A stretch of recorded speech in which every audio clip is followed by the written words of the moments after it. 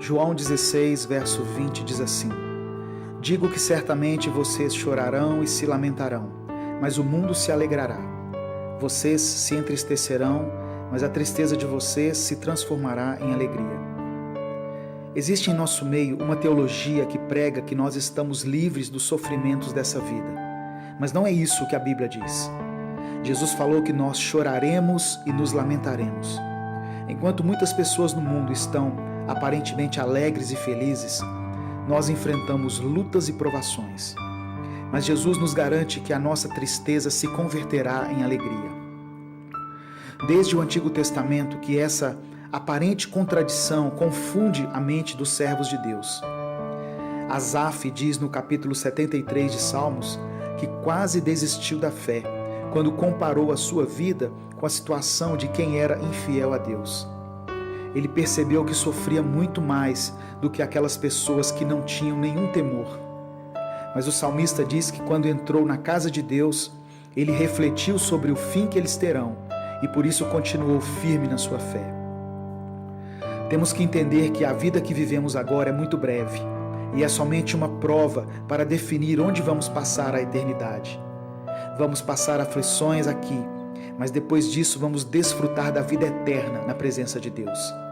E é preciso saber que nas nossas lutas nós não estamos sozinhos, porque em todo o tempo o Senhor está conosco. Salmos 46, verso 1 diz que Ele é o nosso refúgio e fortaleza, o nosso socorro bem presente na angústia. Para ilustrar a nossa condição aqui na terra, Jesus contou a parábola de uma mulher com dores de parto. O seu sofrimento é grande, mas logo passa, porque uma criança nasce e faz com que ela se esqueça de toda a dor. Da mesma forma, a nossa agonia vai passar, pois um dia vamos ficar livres das aflições dessa vida e vamos experimentar um tempo eterno de paz. Quando a justiça de Deus se manifestar em nossa vida, todos verão a diferença entre os que servem a Deus e os que não servem. Aqueles que buscaram aproveitar a sua vida nesse mundo vão perdê-la, mas quem sacrificou sua vida por amor a Cristo se salvará. Por isso Jesus disse em Mateus 20 que os últimos serão os primeiros e os primeiros serão os últimos. Receba essa palavra no seu espírito. O seu sofrimento, sua aflição e sua agonia estão com os dias contados.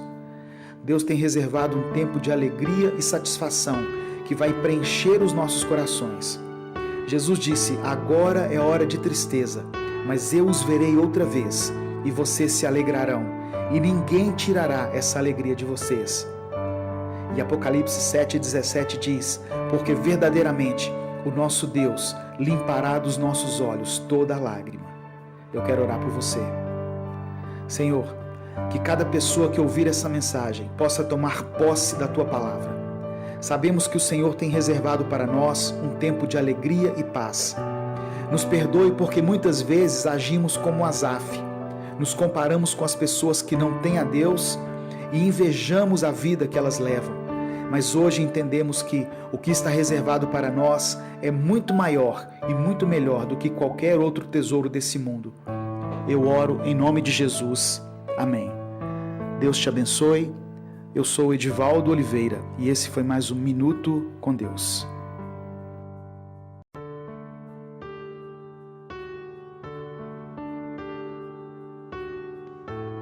Filipenses capítulo 2, verso 13 diz assim: pois é Deus quem efetua em vocês tanto o querer quanto o realizar, de acordo com a boa vontade dele.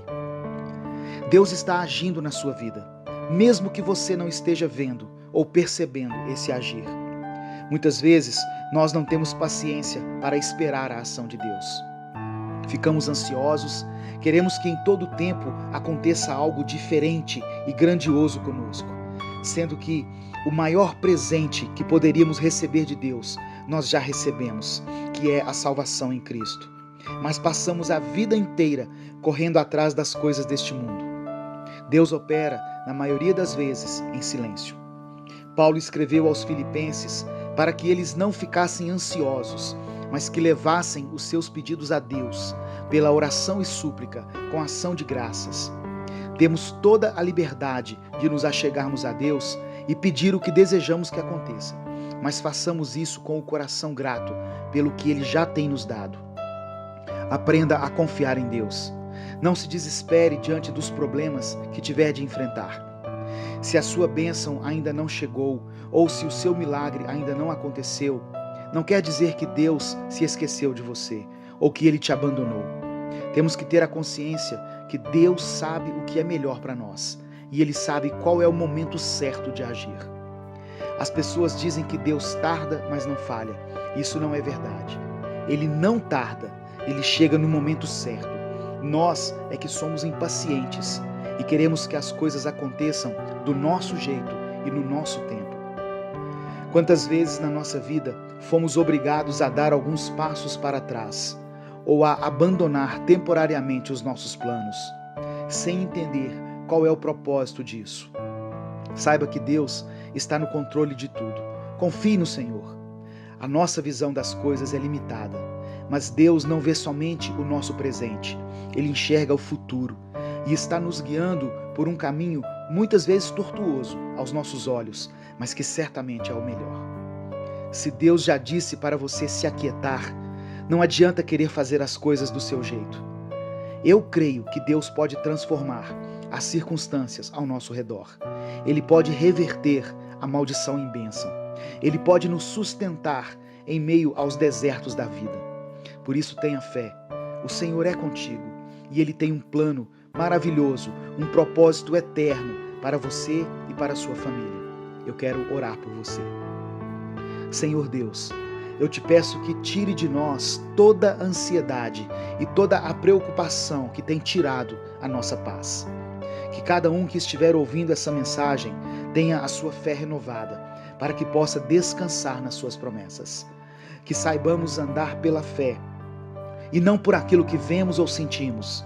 Que mesmo que o milagre não aconteça ou a vitória não venha, nós permaneçamos firmes com o Senhor. Confiamos em Ti e sabemos que a nossa vida está sob seu controle. Eu oro em nome de Jesus. Amém. Deus te abençoe. Eu sou Edivaldo Oliveira. Inscreva-se no canal Minuto com Deus e conheça mais mensagens que vão edificar sua vida.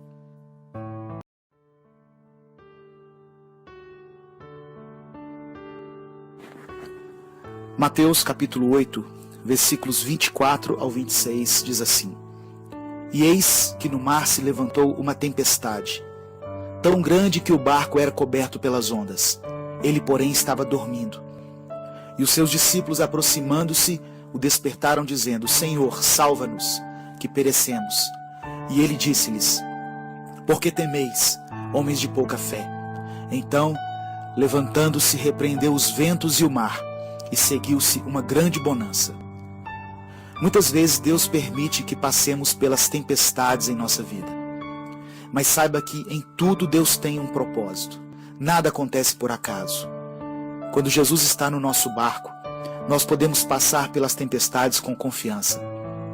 Ele não vai permitir que naufraguemos. E Deus usa as tempestades para nos ensinar algumas lições. As tempestades acontecem para que nós aprendamos a depender de Deus. Muitas vezes queremos andar independentes, confiantes na nossa capacidade e nas nossas habilidades para resolver as coisas. Mas assim como as tempestades vêm do alto, o socorro para elas também virá do alto. As tempestades fazem com que nos aproximemos mais de Deus, pela oração. Os discípulos clamaram a Jesus quando perceberam que corriam risco de morte. O ser humano busca a Deus com mais intensidade quando passa por grandes adversidades e principalmente quando se vê cercado pela morte. As tempestades nos ensinam que precisamos ter fé para vermos o milagre acontecer na nossa vida. Mesmo tendo visto Jesus fazer tantas coisas maravilhosas, os discípulos ainda não tinham fé suficiente para confiar nele. Mas depois daquela experiência, eles entenderam que aquele era realmente o Filho de Deus, a quem até o mar e o vento se submetiam. As tempestades, elas também nos mostram que não existem problemas tão grandes que Deus não possa solucionar. Por pior que seja a tempestade que chegou até você e sua casa, Deus é poderoso para acalmar o mar e os ventos e fazer com que tudo volte ao normal. Deus permite as tempestades, porque depois delas seguirão tempos de bonança. Eu não sei que tipo de problemas você tem enfrentado em sua vida, quais são as tempestades que têm te atemorizado. Não importa se seus problemas estejam ligados ao seu casamento, à sua vida sentimental, suas finanças, ou se o inimigo se levantou para destruir a sua família. Se são enfermidades, não importa. Deus pode trazer tempos de bonança outra vez sobre a sua casa. Tenha fé. Eu quero orar por você. Senhor, eu quero levantar a minha voz por aqueles que têm enfrentado tempos difíceis, pelos irmãos que passam pelas tempestades da vida e que se sentem desprotegidos em meio a tanta fúria dos mares e dos ventos. A tua palavra diz que o Senhor é a fortaleza do pobre e do necessitado. Sei que podemos contar contigo na nossa angústia. Tu és o nosso refúgio contra as tempestades que querem nos destruir. Nós confiamos no Senhor. Cremos que o Senhor tem poder para fazer cessar os ventos contrários e estabelecer uma paz acima de qualquer circunstância. Dê ordem aos mares e aos ventos, Pai. Faça com que se aquietem e que venham tempos de bonança e refrigério. Eu oro em nome de Jesus. Amém. Deus te abençoe. Eu sou Edivaldo Oliveira e esse foi mais um Minuto com Deus.